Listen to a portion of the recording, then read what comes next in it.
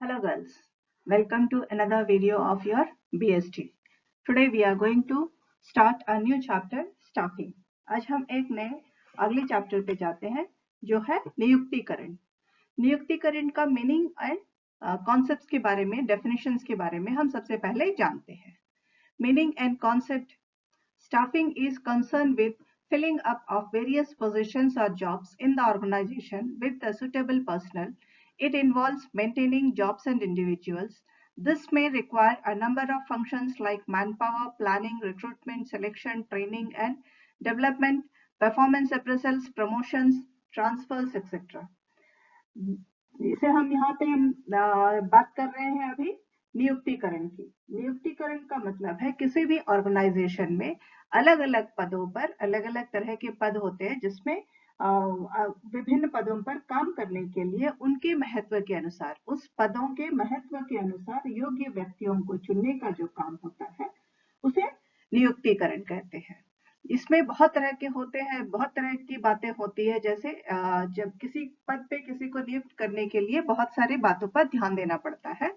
जैसे पहला है मैन पावर देखना है, फिर प्लानिंग करनी होती है, फिर उसके बाद रिक्रूटमेंट होगा, फिर सिलेक्शन होगा, ट्रेनिंग होगी। इस तरह से बहुत सारी बातों पर विचार करना पड़ता है जिसे हम आगे देखते हैं। अब हम आते हैं इसके डेफिनेशंस या परिभाषा की तरफ। The main definitions of staffing are as follows. कुछ बड़े बड़े लोगों ने जो डेफिनेशंस दिए हैं उनके डेफिनेशंस को हम देखते हैं। According to Koontz and O'Donnell, staffing involves managing the organization structure through proper and effective selection, appraisals and development of personal life roles of designed into the structure. किसी भी इनका कहना है कि किसी ऑर्गेनाइजेशन के लिए जब हम इफेक्टिव सिलेक्शन बहुत सही तरह से स्ट्रक्चर, ऑर्गेनाइजेशन स्ट्रक्चर के अनुसार करते हैं, जिसमें उनके अप्रेजल्स देखे जाएंगे, उनके डेवलपमेंट्स, पर्सनल लाइफ के डेवलपमेंट्स भी कंसिडर किए जाते हैं एंड अपने ऑर्गेनाइजेशन में उनके स्ट्रक्चर्स किस तरह से होंगे इसके बारे में भी ध्यान दिया जाता है। These are all known as the staffing process. अब हम आते हैं बेनरिच एंड नोच, इन दोनों के अनुसार मैंने डेफिनेशन, परिभाषा स्टाफिंग की क्या है।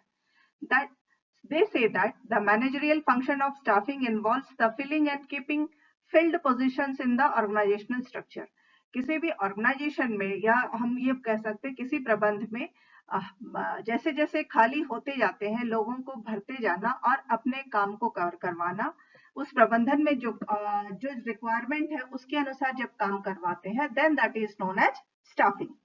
According to Shrier Benjamin, staffing is the process involved in identifying, selecting, training, assessing, placing and evaluating and developing individuals at work. इनके अनुसार है कि स्टाफिंग का परिभाषा इनके अनुसार ये है कि किसी भी प्रबंधन में उस पद के अनुसार रिक्वायर्ड लोगों को सेलेक्ट करना, उनको ट्रेनिंग देना, फिर उनको एसेस करके उनको सही जगह में प्लेस करना एंड उनके डेवलपमेंट के लिए काम करके उनसे जो काम हम ऑर्गेनाइजेशन में करवाते हैं, that is known as staffing. The above definitions show that the staffing is the chief function of management and under it appointments are made for various posts in the organization and these posts are filled for a long time by persistent efforts.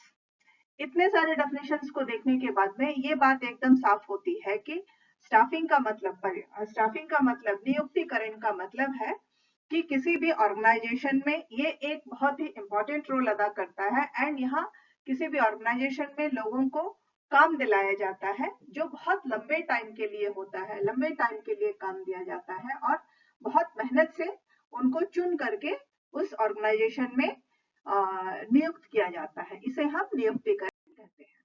अब हम आते हैं features of staffing. हमारा अगला point होगा features of staffing, जिसमें the following are the features of staffing. सबसे, it's a continuous function. The managerial function of staffing is a continuous nature, hiring of personnel, their training and development to be arranged at regular intervals.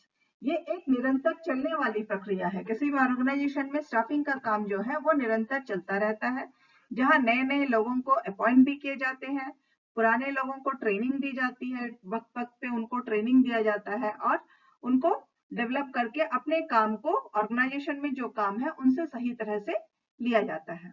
ये हमारा पहला था a continuous function. The second is related to human resources. यह इंसानों के साथ में relate करता है। Staffing function is related for the procurement, development and maintenance of the human resources.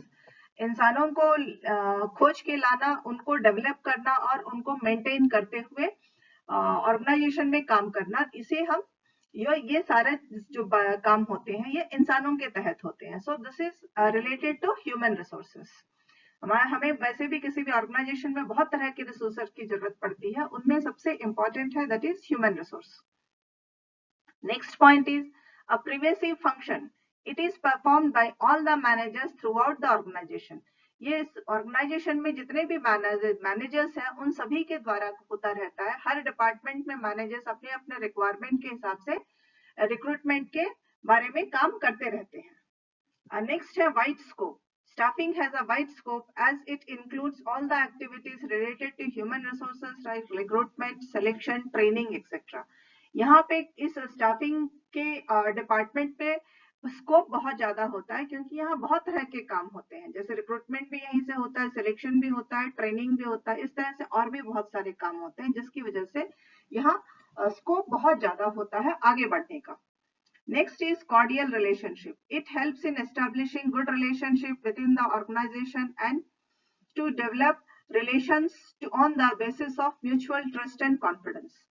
यहाँ इस ऑर्गेनाइजेशन में जब स्टाफिंग के डिपार्टमेंट में रहते हैं, किसी भी ऑर्गेनाइजेशन में रिलेशंस को बढ़ाने में ये बहुत फायदेमंद रहता है एंड म्यूचुअल रिलेशंस के को कॉन्फिडेंस के साथ में आगे लेता है, मिलाता है, जिसकी वजह से यहाँ रिलेशंस जो है इंसानों के साथ में जो रिलेशंस है वो बहुत अच्छे बन जाते हैं।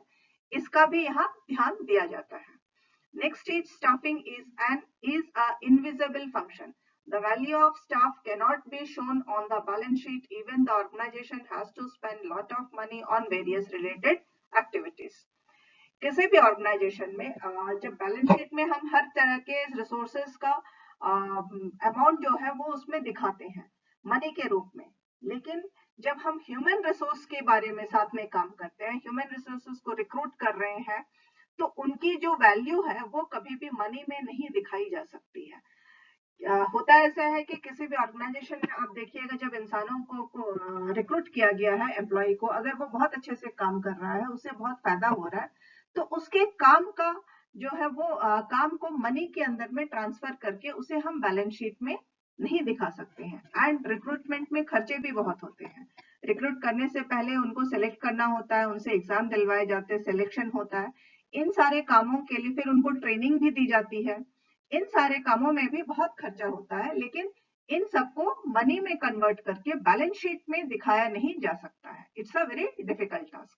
इनविजिबल, ये नहीं दिखने वाला एक ऐसा फंक्शन है जिसपे खर्चे भी होते हैं, जिसके फायदे भी होते हैं, बट बैलेंस शीट में इसे दिखाया नहीं जा सकता है। The next point is staffing is a part of management. Staffing is a personal function of management and is essential part. So it is remarked that management is personal administration. ये एक management का ही एक हिस्सा है, क्योंकि यहीं से functioning का, यहीं से सारे लोगों को अपॉइंट किया जाता है।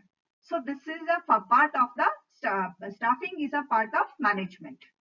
नेक्स्ट पॉइंट है staffing deals with present future requirements as it is a continuous process. It deals with present and future requirements through manpower planning. चूंकि ये ऑर्गेनाइजेशन का प्रेजेंट में भी देखता है अभी इस वक्त कितनी जरूरत है एम्प्लॉइज की, एंड फ्यूचर में भी इनके रिक्वायरमेंट क्या है, फ्यूचर में किस तरह के एम्प्लॉइज की रिक्वायरमेंट है, इन सब बातों को ध्यान देते हुए रिक्रूटमेंट का काम होता है। So staffing deals with present and अभी प्रेजेंट के बारे में भी सोचता है, और ये फ्यूचर को भी साथ में लेकर के चलता है कि फ्यूचर में ऑर्गेनाइजेशन कितना बड़ा हो सकता है एंड उस वक्त कितने तरह के और किस तरह के एम्प्लॉइज की जरूरत होगी, किस तरह के स्किल्ड पर्संस की जरूरत होगी, इन सब बातों को भी ध्यान देता है। So this is a present भी है और फ्यूचर भी है। अब हम आते हैं नीड ऑफ स्टाफिंग। स्टाफिंग की जरूरत क्यों है? इतने देर तक हमने पढ़ा स्टाफिंग का डेफिनेशन क्या है, स्टाफिंग का इंपॉर्टेंस क्या है। अब हम आते हैं स्टाफिंग की जरूरत क्यों है? Staffing is needed due to the following reasons. Filling the roles. Staffing includes the knowledge and approach which is not recognized by the managers who think of setting up a structure in organization. Staffing की जरूरत इसलिए होती है क्योंकि काफी सारे लोगों को एम्प्लॉय करना पड़ता है, लेकिन जो मैनेजर्स है वो बिजनेस स्ट्रक्चर के अंदर में किस तरह के लोगों की जरूरत है इसके बारे में उनका बहुत ज्यादा नॉलेज नहीं हो पाता है, और वो सिर्फ अपने नॉलेज अपने काम के अनुसार ही उनके पास में नॉलेज रहता है और वो पहचान नहीं पाते हैं कि किस तरह के लोगों को अपॉइंट करना चाहिए. इसीलिए स्टाफिंग का एक अलग से डिपार्टमेंट रहना जो कि सिर्फ डिफरेंट रोल्स को फिल करेगा, इस तरह के लोगों को यहाँ रखने के लिए स्टाफिंग की जरूरत पड़ती है. नेक्स्ट है human emphasis. It gives importance to human elements in selection, appraisals and manager development.